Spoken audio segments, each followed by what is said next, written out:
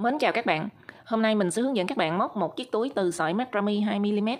Chiếc túi có hoa văn là bông hoa 6 cánh. Chiếc túi này có chiều ngang là khoảng 30cm nha các bạn.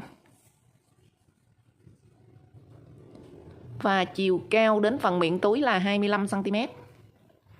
Chiếc túi có hoa văn là những cái bông hoa 6 cánh ghép lại với nhau á các bạn.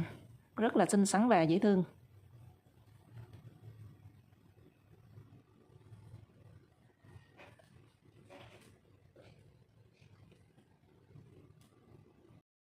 Để móc chiếc túi này thì các bạn cần chuẩn bị một cuộn sợi macrame 2mm. Màu mình đang sử dụng gọi là màu gạch ướt đó các bạn. Và mình sử dụng kim móc 3.0. Mình tiến hành thao tác nha các bạn. Trước tiên các bạn tạo vòng tròn ma thuật nè. Rồi. Sau đó các bạn sẽ lên 6 bính. 1, 2, 3, 4, 5, 6. Rồi các bạn xoay lại. Các bạn sẽ đâm kim vào cái vòng tròn ma thuật á. Đây. Rồi các bạn sẽ quấn chỉ, kéo lên, trượt qua luôn. Sau đó lên một bính. Các bạn sẽ đi 12 mũi đơn vào cái vòng tròn này. 1 nè. 2, 3, 4, 5, 6, 7, 8, 9, 10, 11, 12. Rồi, được 12 mũi đơn. Bây giờ các bạn sẽ đâm kim vào chân mũi đầu tiên, các bạn trượt qua. Rồi bây giờ mình sẽ đi cánh hoa nha các bạn. Các bạn lên 4 bính. 1, 2, 3, 4.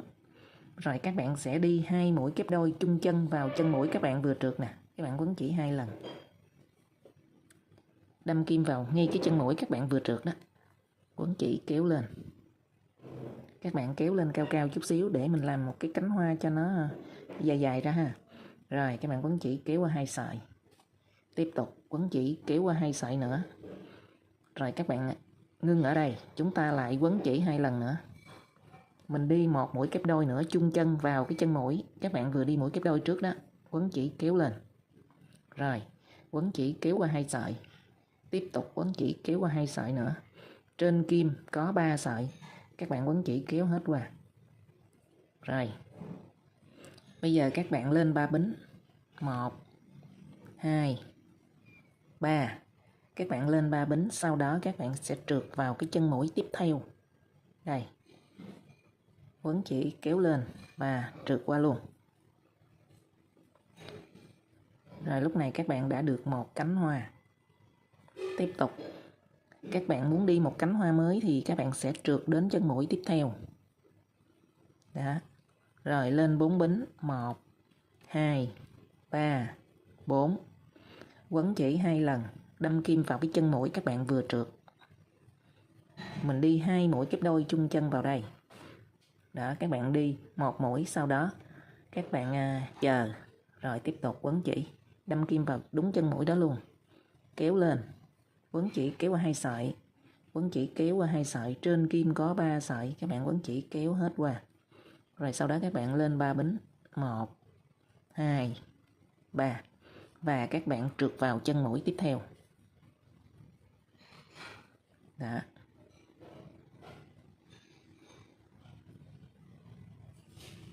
Mình được cánh hoa thứ 2. Rồi để đi cánh hoa thứ 3 thì các bạn trượt đến chân mũi tiếp theo rồi mình mới đi nha. Trượt đến chân mũi tiếp theo. Rồi lên 4 bính. 1, 2, 3, 4. Các bạn nhớ cái đường lên này thì mình lên 4 bính. Nhưng cái đường xuống thì các bạn lên 3 bính thôi. Và mình trượt vào chân mũi này 1 bính nữa là thành 4 để hai bên nó đều nhau nha các bạn. Rồi bây giờ các bạn quấn chỉ 2 lần. Đâm kim vào đúng cái chân mũi các bạn vừa trượt. Quấn chỉ kéo lên. Quấn chỉ kéo qua 2 sợi. Quấn chỉ kéo qua 2 sợi. Các bạn chờ đó. Nếu mà các bạn đi một mũi kép đôi trọn vẹn thì các bạn lại kéo qua một lần nữa, nhưng mà chúng ta chờ đây để các bạn đi 2 mũi kép đôi chụm đầu. Đó. Bây giờ các bạn quấn chỉ, đâm kim vào chân mũi, đúng chân mũi đó luôn, các bạn quấn chỉ kéo qua. Rồi, trên kim có 3 sợi, các bạn quấn chỉ kéo hết qua. Rồi mình lại lên 3 bính, 1, 2, 3. Rồi các bạn trượt vào cái chân mũi tiếp theo. Có nghĩa là mỗi một cánh hoa thì các bạn sẽ đi 2 chân mũi. Rồi tương tự như vậy thì các bạn sẽ đi 3 cánh hoa còn lại hen. Rồi khi các bạn đi đủ 6 cánh hoa thì cái chân mũi cuối cùng các bạn trượt và chúng ta lôi xuống phía bên dưới luôn. Sau đó các bạn buộc lại từ cái sợi mà mình tạo vòng tròn ma thuật đó, và cái sợi chúng ta vừa cắt các bạn buộc chắc lại. Tại vì đi cái phần hoa văn này á, nó nhiều mối lắm nên các bạn buộc lại và mình cắt rồi dùng quẹt ga mình đốt cho nó cố định luôn hen. Rồi.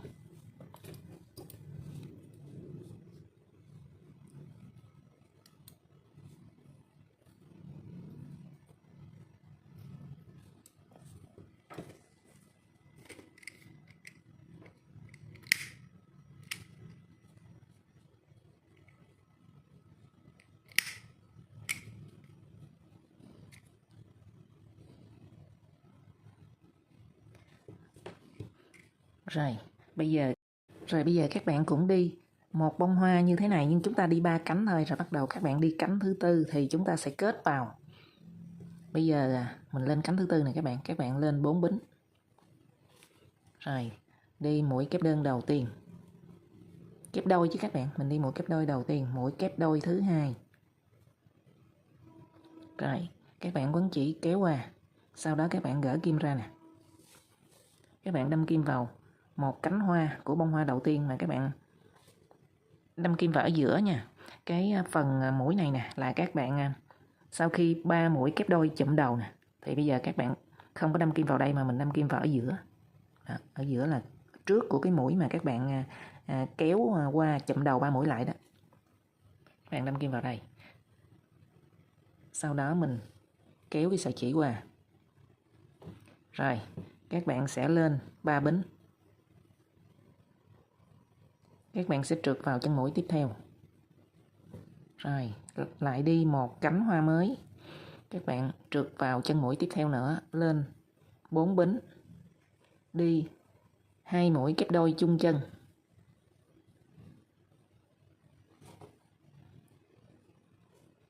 Rồi các bạn quấn chỉ đi thêm một mũi kép đôi nữa. Trên kim có 3 sợi thì các bạn quấn chỉ kéo hết qua. Sau đó gỡ kim ra. Các bạn lại kết vào một cái cánh hoa thứ nhất. Cánh tiếp theo đó các bạn.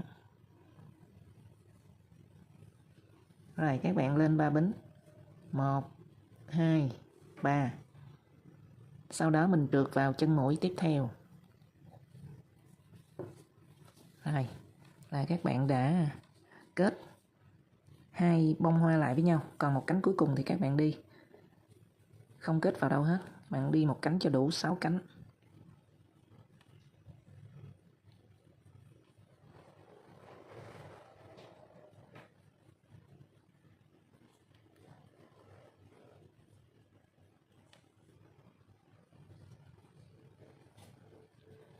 Rồi sau khi trượt vào chân mũi cuối cùng các bạn cắt chỉ và mình kéo ngược vào xuống bên dưới này, các bạn buộc lại ha.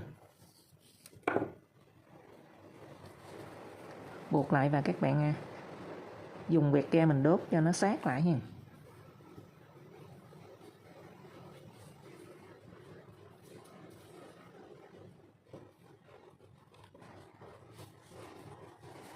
Tương tự như vậy thì các bạn đi thêm 4 bông nữa để chúng ta sẽ nối ra như thế này. Mình đang đi phần đáy túi đó các bạn. Rồi sau khi các bạn đi đủ 6 bông hoa ở phần đáy túi, bây giờ các bạn sẽ tiếp tục. Mình sẽ lên phần thân nha. Mình cũng tạo vòng tròn ma thuật đi 6 bính và đi vào cái vòng tròn này 12 mũi đơn. Và mình đi cánh hoa thứ nhất. Bây giờ các bạn đi cánh hoa thứ hai. 1, 2, 3, 4. Rồi các bạn đi 2 mũi kép đôi chung chân. Và các bạn nhớ là mình 2 mũi kép đôi và 4 bính đầu tiên các bạn chụm đầu ha. Rồi, các bạn quấn chỉ kéo hết qua. Rồi bây giờ mình mới kết nè các bạn. Ở bông hoa cuối cùng nè, kết hai cánh này vào cái phần đáy nè, thì các bạn đếm nè, bỏ cánh này, các bạn kết vào cánh này đầu tiên nè. Đây. Đây là mặt phải nha các bạn, ở trong là mặt trái nè. Đó. Bây giờ các bạn sẽ kết vào cánh hoa thứ ba đi, mình nói thứ ba đi, bắt đầu từ cái vị trí các bạn kết nè, thứ nhất nè, thứ hai, thứ ba nè, các bạn đâm kim qua.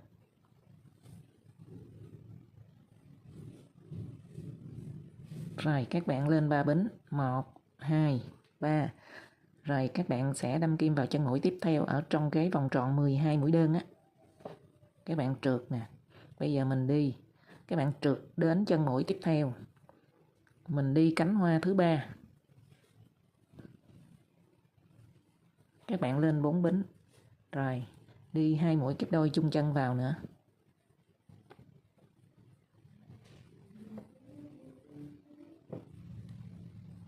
Gỡ kim ra. Cánh hoa thứ ba này các bạn kết vào cánh hoa tiếp theo của hàng đầu tiên ở dưới 6 bông hoa đó các bạn. Các bạn kéo qua. Lên 3 bính.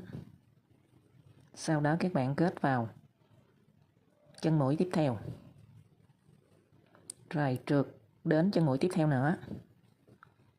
Các bạn đi cánh hoa thứ tư. Mình cũng lên 4 bính, rồi đi 2 mũi kép đôi. Chung chân.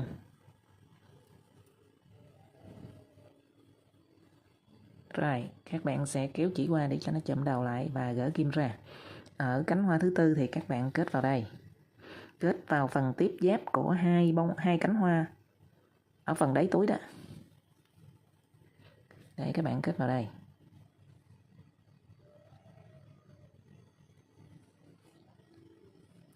Rồi lên 3 bính. Trượt vào cái vòng tròn 12 mũi đơn đó. Trượt vào chân mũi tiếp theo. Sau đó các bạn trượt đến chân mũi tiếp theo nữa. Mình đi cánh hoa thứ 5.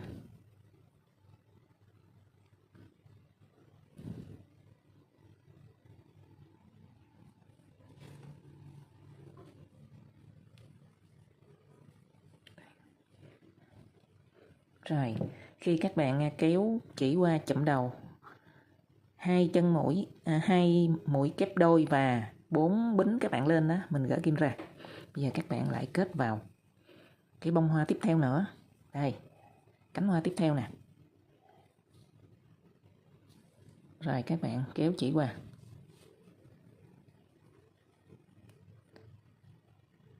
Mình lên 3 bính, trượt vào cái vòng tròn 12 mũi đơn nè. Rồi, sau đó trượt đến chân mũi tiếp theo nữa, mình đi cánh hoa còn lại cho đủ 6 cánh hoa các bạn. Cánh hoa cuối cùng này các bạn không kết vào đâu hết, chúng ta đi cho đủ 6 cánh hoa thôi.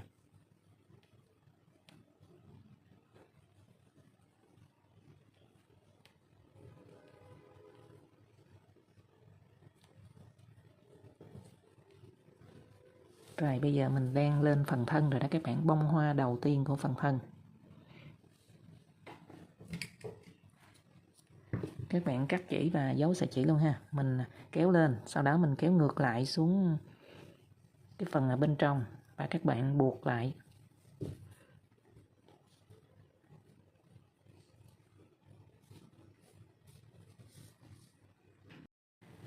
Đã xong cái bông hoa đầu tiên của phần thân này các bạn. Mình nói lại để các bạn dễ hiểu ha. Mình đã làm 6 bông hoa ở phần đáy túi nè. Sau đó các bạn đi bông hoa đầu tiên của phần thân thì các bạn sẽ kết vào 4 vị trí nè. Cánh hoa đầu tiên nè, cánh hoa thứ hai nè, và cánh hoa thứ ba là nơi tiếp giáp của hai bông hoa thứ 5 và thứ 6 đó của phần đáy túi nè.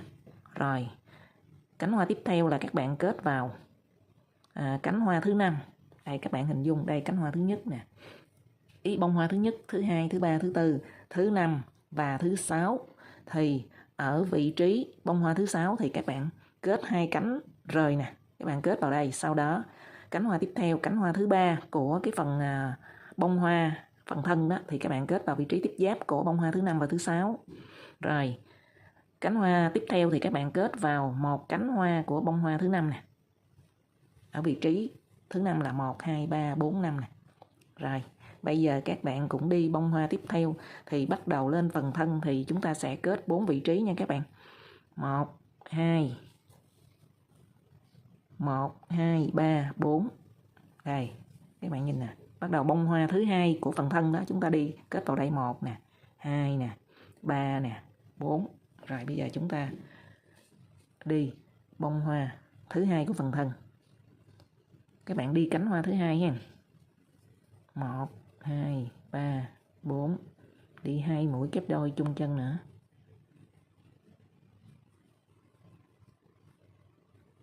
Gỡ kim ra. Các bạn kết vào đây đầu tiên nè. Lên 3 bính. Trượt vào cái vòng tròn 12 mũi đơn này các bạn. Rồi mình đi cánh hoa tiếp theo, các bạn trượt đến chân mũi tiếp theo nữa, mình đi một cánh hoa thứ 3 nè.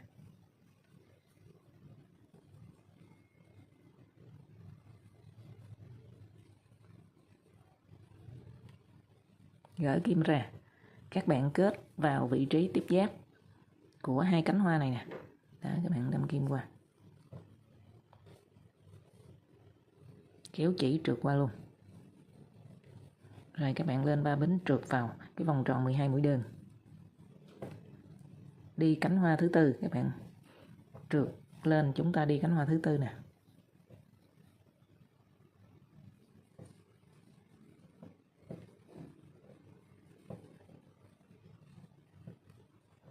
Gỡ kim ra.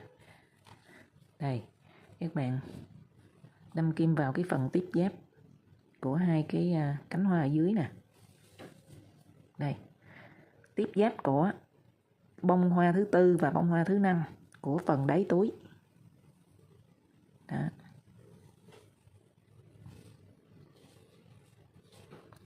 Lên 3 bính, trượt vào vòng tròn 12 mũi đơn. Rồi mình đi cánh hoa thứ 5. Cánh hoa thứ 5 là các bạn kết vào bông hoa thứ 4 nè. Cái cánh hoa nó đưa lên như thế này, chúng ta kết vào đây.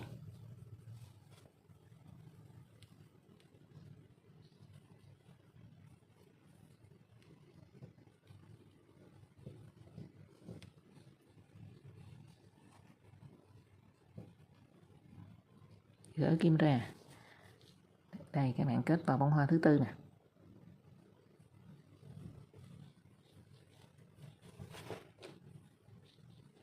Lên 3 bính, các bạn lại kết vào cái vòng tròn 12 mũi đơn.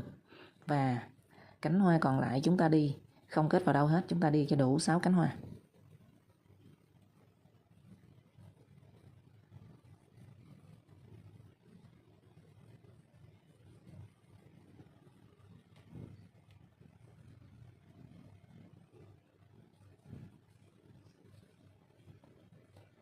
Rồi các bạn cắt chỉ luôn. Kéo sợi chỉ xuống bên dưới và buộc lại.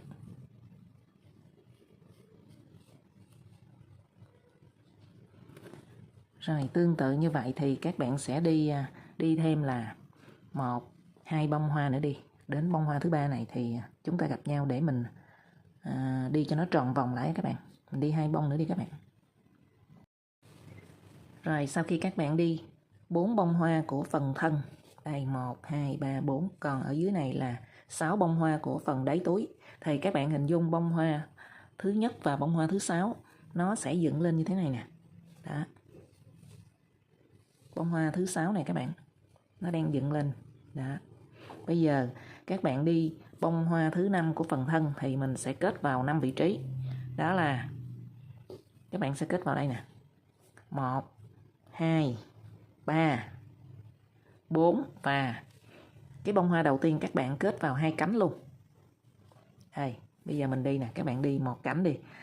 Bây giờ các bạn đi cánh thứ 2 sau khi đi 2 mũi kép đôi châm đầu rồi, các bạn gỡ kim ra. Bắt đầu mình nối vào cánh hoa thứ 4 của phần thân nè, 1 2 3 4 nè. Lên 3 bính. Các bạn kết vào vòng tròn 12 mũi đơn. Trượt lên 1 mũi. Đi cánh hoa thứ 3.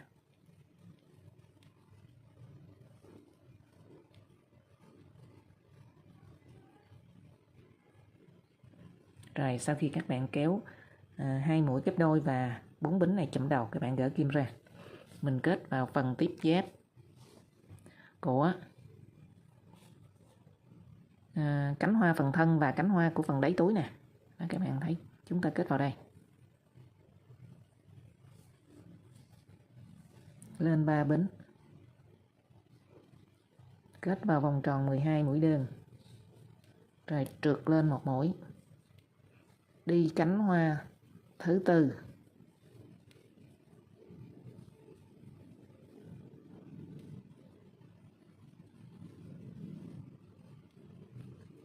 Rồi sau khi các bạn kéo chụm đầu, mình gỡ kim ra. Kết vào vị trí tiếp giáp của bông hoa thứ nhất và bông hoa thứ hai nè.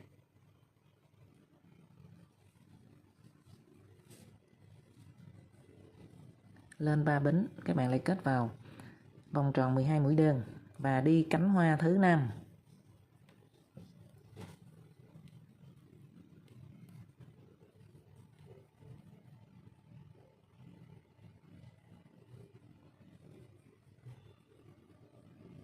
Rồi sau khi kéo chụm đầu qua thì các bạn gỡ kim ra. Ở bông hoa thứ nhất, các bạn kết vào cái cánh riêng lẻ nè, một cánh.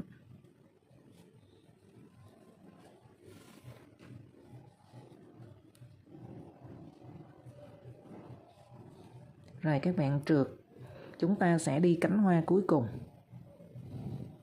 Cánh hoa cuối cùng này các bạn cũng kết luôn.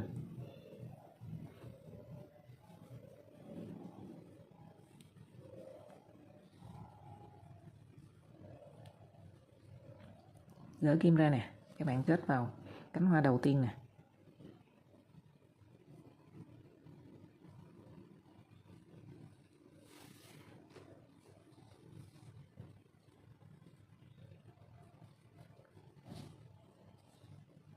Rồi mình cắt chỉ và dấu sợi chỉ nha các bạn. Rồi mình đánh dấu như vậy cho các bạn nha, dễ nhìn ha. Là màu xanh dương là mình đi hàng đầu tiên 6 bông hoa ở phần đáy túi.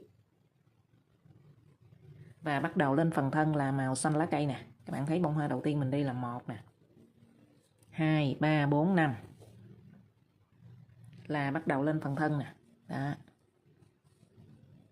Bây giờ các bạn đi hoa tiếp theo.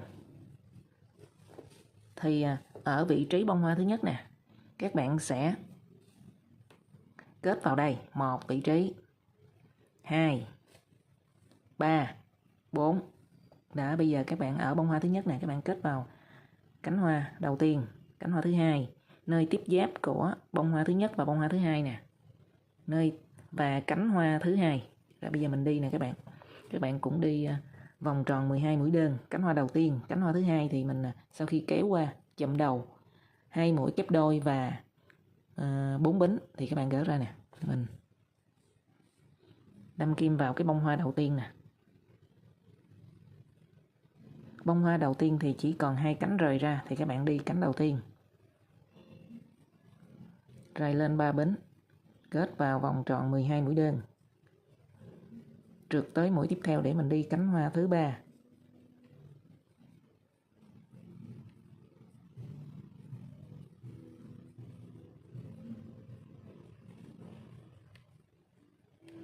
Rồi sau khi kéo chỉ qua, các bạn kết vào bông hoa thứ nhất, cánh hoa còn lại nè, cánh hoa lẻ loi còn lại.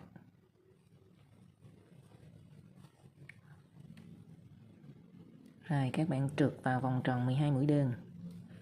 Đi cánh hoa thứ tư, các bạn trượt tới một mũi rồi mình mới đi cánh hoa thứ tư nè.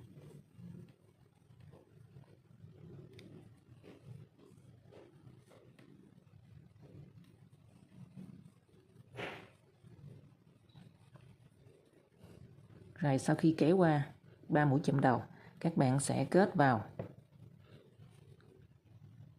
cái vị trí tiếp giáp của bông hoa thứ nhất và bông hoa thứ hai.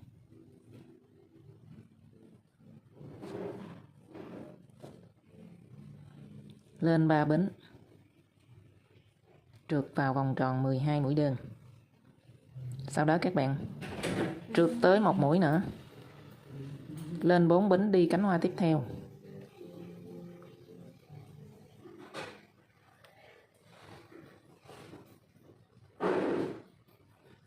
Rồi gỡ kim ra, các bạn đâm kim vào cánh hoa thứ hai nè. Đó. Rồi lên 3 bính, các bạn trượt vào cái vòng tròn 12 mũi đơn. Rồi bây giờ cánh hoa còn lại các bạn đi không kết vào đâu hết.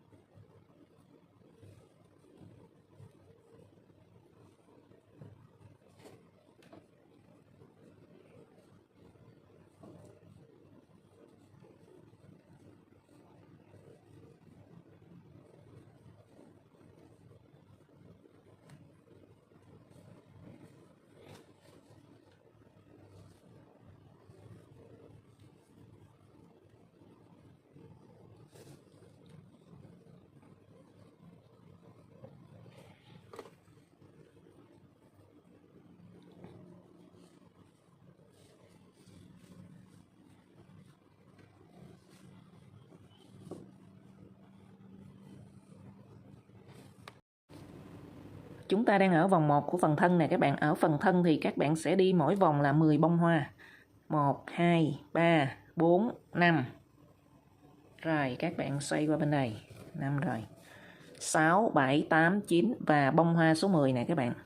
Ở bông hoa số 10 thì các bạn sẽ kết 5 cánh vào 5 vị trí. Còn lại một cánh chúng ta chừa lên phía trên thôi. Bây giờ cánh đầu tiên các bạn kết vào bông hoa số 9 nè.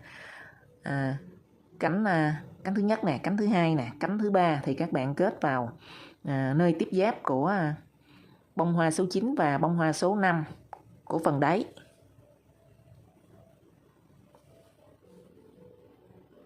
Đây các bạn kéo qua. Mình đang làm bông hoa số 10 đó nghe các bạn.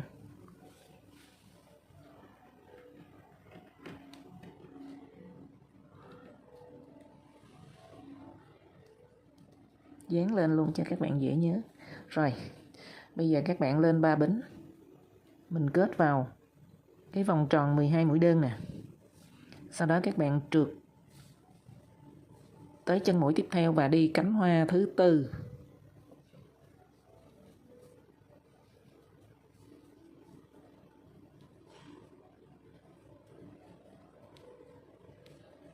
Rồi gỡ kim ra, các bạn kết vào vị trí bông hoa số 5 và bông hoa số 5 và bông hoa số 6 các bạn rớt đâu rồi? Đây. Đây. Số 6 nằm đây. Vị trí tiếp giáp của hai cánh của bông hoa số 5 và số 6 của phần đáy túi nè, các bạn kéo qua.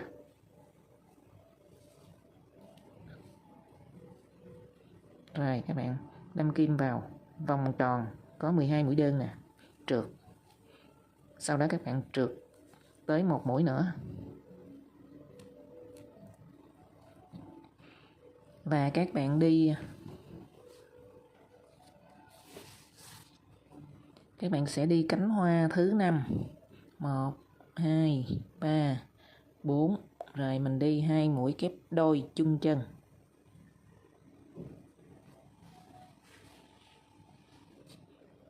Một mũi rồi.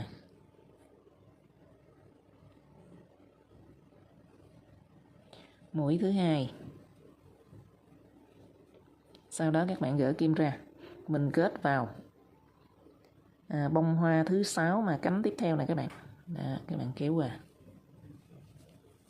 Lên 3 bính. Các bạn trượt vào. Sau đó mình trượt một mũi nữa và cánh hoa cuối cùng. 1, 2, 3, 4.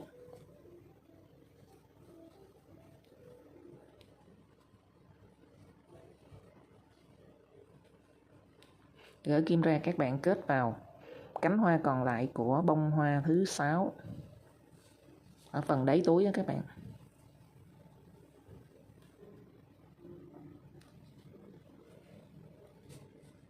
Rồi các bạn cắt chỉ luôn.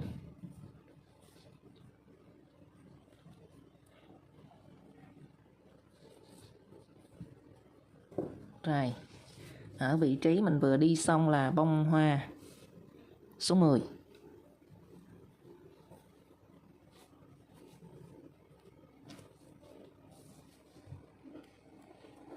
Rồi, ở vòng 1 của phần thân thì các bạn sẽ đi đủ 10 bông hoa. Và nơi tiếp giáp này là một cái khoảng hở ở hai bên hông, các bạn nhìn nè. Nó không còn một cái cánh hoa nào hết. Bắt đầu mình lên vòng 2 thì các bạn mới kết ở vị trí cánh hoa thứ nhất kết vào đây, cánh hoa thứ hai kết vào nơi tiếp giáp của bông hoa số 10 và bông hoa số 6. Rồi, cánh hoa thứ ba các bạn kết vào bông hoa số 6 và bông hoa số 1. Đó.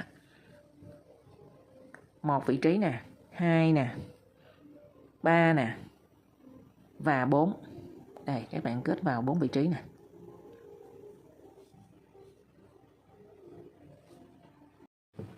Bây giờ mình lên vòng 2 của phần thân á các bạn. Ở vòng 2 phần thân thì mình đánh dấu theo thứ tự từ 1 đến 10. Mỗi một vòng các bạn sẽ đi 10 bông hoa. Và chúng ta bắt đầu từ bông hoa thứ nhất thì các bạn sẽ đi 2 cánh nè. Cánh thứ nhất nè, cánh thứ hai nè. Rồi cánh thứ ba thì các bạn sẽ kết vào vị trí của bông hoa hàng dưới. Rồi cánh thứ tư cũng kết vào nơi tiếp giáp của hai bông hoa. Rồi cánh thứ 5 cũng vậy. Và cánh thứ 6 các bạn kết qua bên cái bông hoa ở hàng dưới. Rồi bắt đầu bông hoa thứ hai thì nó có một chút đặc biệt là các bạn khi đi cánh đầu tiên ở đây ha, cánh thứ hai các bạn kết vào nơi tiếp giáp của bông hoa thứ nhất và bông hoa hàng dưới nè. Cánh thứ ba các bạn sẽ kết vào cái vòng tròn 12 mũi đơn của bông hoa hàng dưới đây các bạn kết vào đây. Và cánh hoa tiếp theo các bạn kết vào nơi tiếp giáp của hai bông hoa. Rồi chúng ta sẽ bông hoa thứ hai này các bạn sẽ kết 5 vị trí, còn lại một cánh này thôi. 1 nè, các bạn nhìn nè. 1 nè, 2 nè, vị trí thứ hai là đặc biệt các bạn kết vào cái vòng tròn 12 mũi đơn của bông hoa dưới. Rồi, vị trí thứ 3, 4, 5, 5 vị trí các bạn kết và chừa một cánh. Rồi, bông hoa thứ ba thì các bạn sẽ kết và trước tiên thì các bạn kết 4 vị trí, sau đó đi bông hoa thứ tư các bạn mới kết tiếp vào. Chúng ta đi tương tự như bông hoa ở hàng thứ nhất. Mình đánh dấu màu vàng này là ở hàng thứ hai đó các bạn. Và tương tự như vậy thì chúng ta sẽ lên hàng thứ ba. Hàng thứ ba thì các bạn cũng bắt đầu từ ở vị trí bông hoa thứ nhất nè, các bạn kết vào đây.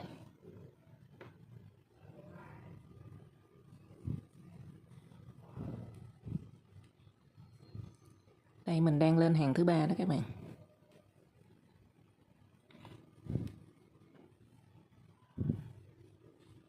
Rồi các bạn gỡ kim ra. Mình kết vào bông hoa thứ nhất, một cái cánh còn lại đó các bạn kết vào. Lên 3 bính. Trượt vào 12 mũi đơn. Rồi tiếp tục lên bông hoa tiếp theo.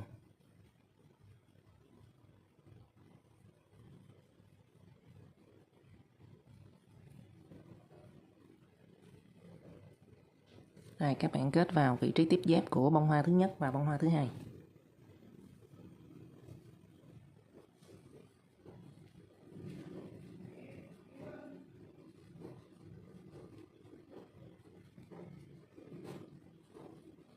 Rồi các bạn sẽ đi cánh hoa tiếp theo.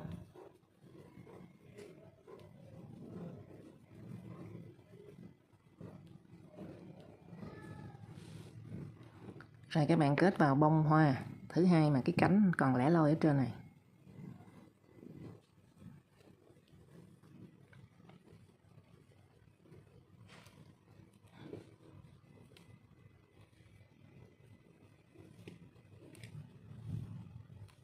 Rồi hai cánh còn lại là các bạn đi không kết vào đâu hết, chúng ta đi cho đủ 6 cánh nha. Rồi các bạn đi bông hoa thứ hai của hàng thứ ba thì chúng ta kết vào một vị trí nè, 2 nè, 3 nè, 4 và mình đi hai bông hoa lẻ loi ở trên không có kết vào đâu hết. Các bạn kết 4 vị trí nè, 1, 2, 3, 4. Và tương tự như vậy các bạn thao tác tròn vòng ha. Đi đến đây mình mới nhắc các bạn luôn là bông hoa thứ 5 của hàng thứ hai các bạn cũng kết vào vòng tròn 12 mũi đơn một nhánh này các bạn, nhánh thứ nhất nè. Nhánh thứ nhất mình kết vào bông hoa thứ tư, nhánh thứ hai. kết vào vị trí tiếp giáp của hai bông hoa số 4 và hàng dưới. Rồi vị trí thứ nhất nè, thứ hai nè, thứ ba nè, vị trí thứ tư các bạn kết vào vòng tròn 12 mũi đơn. Rồi vị trí thứ năm mình lại kết vào nơi tiếp giáp của bông hoa ở dưới, và còn một cánh lẻ bên ngoài. Rồi tới cái bông hoa thứ bảy các bạn cũng làm như vậy nè, một cánh các bạn kết vào vị trí của bông hoa thứ 6. Rồi cánh tiếp theo là kết vào vị trí tiếp giáp, và cánh thứ ba các bạn kết vào vòng tròn 12 mũi đơn của bông hoa dưới. Và tiếp tục chúng ta kết vào thêm 2 vị trí nữa, có nghĩa là bông hoa thứ 7 các bạn kết 5 vị trí nè. Bông hoa thứ 5 cũng kết vào 5 vị trí. Bông hoa thứ 2 cũng kết 5 vị trí, còn lại các bạn đều kết 4 vị trí. Sau đó chừa 2 cánh lên trên ha.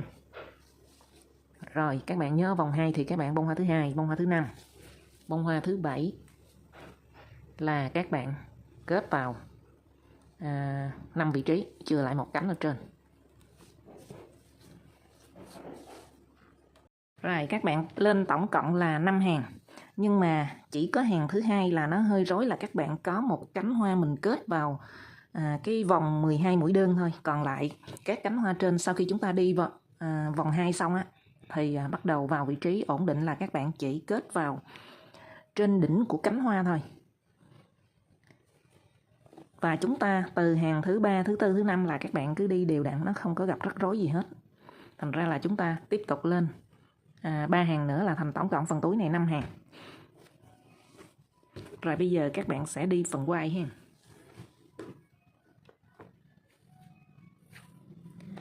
Ở phần quai này thì các bạn móc đơn giản thôi. Chúng ta lên 5 bính. Các bạn tạo vòng tròn mã thực nè. Sau đó lên 5 bính. 1, 2, 3, 4, 5. Rồi các bạn xoay lại đâm kim vào bính số 4 nè. Mình đi một hàng 4 mũi đơn. Rồi sau đó các bạn sẽ lên một bính xoay lại, mình đi một hàng 4 mũi đơn tiếp, và chúng ta cứ lặp lại như vậy. Các bạn đi độ dài phần quai khoảng 60 cm nha các bạn. Đó, các bạn đi hàng ngang 4 mũi đơn, rồi đến cuối hàng thì các bạn lên một bính và chúng ta tiếp tục. Đây, đó, các bạn lên một bính xoay lại, và các bạn sẽ đi 2 sợi như thế này. Các bạn đi xong các bạn sẽ đo chiều dài khoảng 60 cm ha. Đây, các bạn đã đi xong phần dây quai, mỗi một sợi dài khoảng 60 cm nha các bạn. Rồi các bạn kết 2 dây quai vào miệng túi, các bạn kết ở mặt trong ha. Mình kết như thế này, các bạn mỗi một mặt như thế này sẽ có 5 bông hoa, thì các bạn bỏ 2 bông hoa ở hai bên và mình kết vào 2 bông hoa tiếp theo nè. Rồi mình chừa bông hoa ở giữa. Các bạn kết ở mặt trong ha.